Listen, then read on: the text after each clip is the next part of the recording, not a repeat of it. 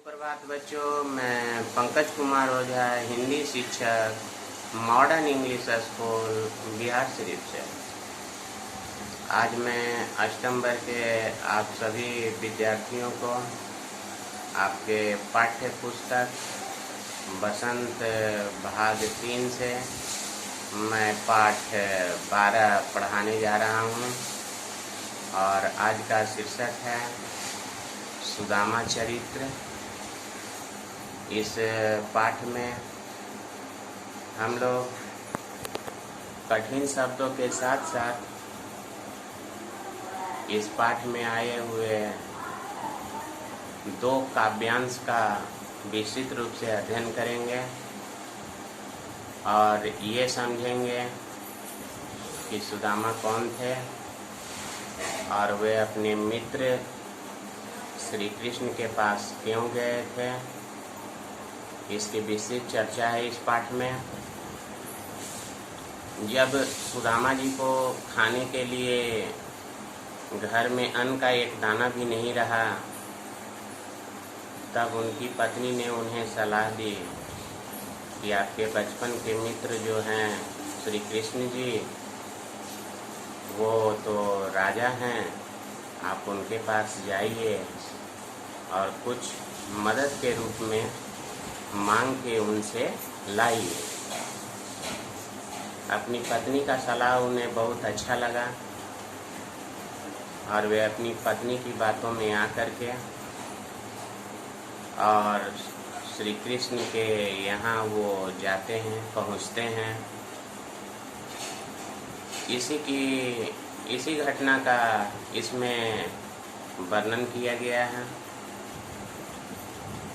इस पाठ में हम लोग ये भी जानेंगे कि जब सुदामा जी और श्री कृष्ण का मिलन हुआ तो और क्या क्या हुआ, इस पाठ में हम लोग जानेंगे। आइए सबसे पहले हम लोग चलते हैं पाठ की ओर और इसे विस्तृत अध्ययन करते हैं। पाठ 12 है सुदामा चरित्र। शीस पगा न झंगा तन में।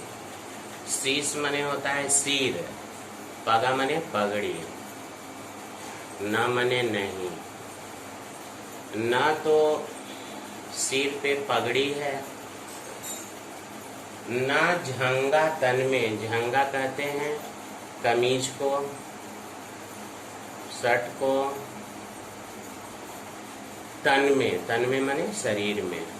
न तो उनके शरीर पर कोई पगड़ी है और न ही उनके तन पर कोई कपड़ा है। प्रभु जाने को आही बसे के ही ग्रामा। वो प्रभु श्री कृष्ण की ओर इशारा करके कहते हैं जाने को, लेकिन उनको जाना है। आही बसे के ही ग्रामा। के ही मने कौन, ग्रामा मने गांव। भगवान श्री कृष्ण किस गांव में बसे हुए हैं, अब उनको वहां पर जाना है। धोती फटी सी। वो धोती जो पहने हुए हैं वो धोती भी फटी सी हुई है। लटी, लटी मने लपेटे हुए हैं। दुपट्टी, दुपट्टी मने दोनों ओर। उनकी धोती फटी हुई है और उसी फटी हुई धोती को दुपट्टी की तरह वो लपेटे हुए हैं।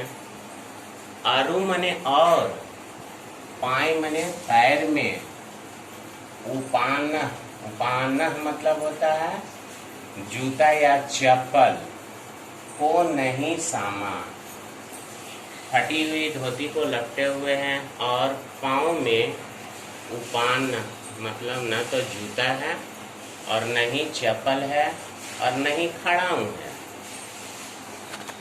द्वार खड़ो द्विज दुर्बल एक दुर्बल मतलब बेहद कमजोर। द्विज मने ब्राह्मण, खड़ो मने खड़ा है, द्वार मने दरवाजे पर। और वे फटे चीटे कपड़ों में एक धोती लपेटे हुए हैं और श्री कृष्ण के दरवाजे पर खड़े हैं। द्विज मने एक ब्राह्मण, और वो कैसे थे? दुर्बल थे, बेहद कमजोर एक आदमी जो है श्री कृष्ण जी के राजमहल के आगे खड़े हैं रहियों, और वो इधर उधर देख रहे हैं। चकीसो मतलब हैरान हैं, यानी श्री कृष्ण भगवान के महल को देखकर वो चकीसो हैं, माने हैरान हैं।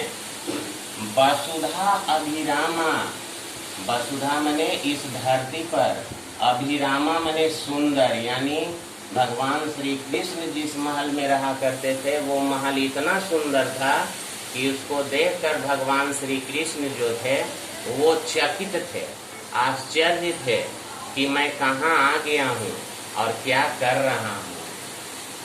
पूछत दीन दयाल को, पूछत मने वो पूछ रहे हैं दीन दयाल को।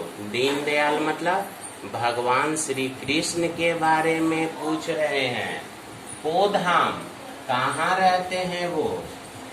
द्वार पर खड़ा होकर वे भगवान श्री कृष्ण, दीनदयाल किन्हें कहा गया है? श्री कृष्ण को, है ना।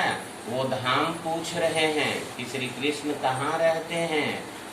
बतावत, और वो अपने आप को बता रहे हैं।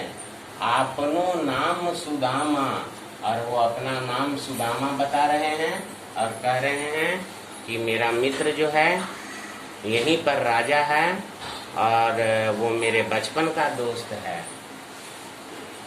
ऐसे बेहाल बीबाइन सो, ऐसे मने ऐसे बेहाल, उनका हाल जो था बहुत खराब हाल था।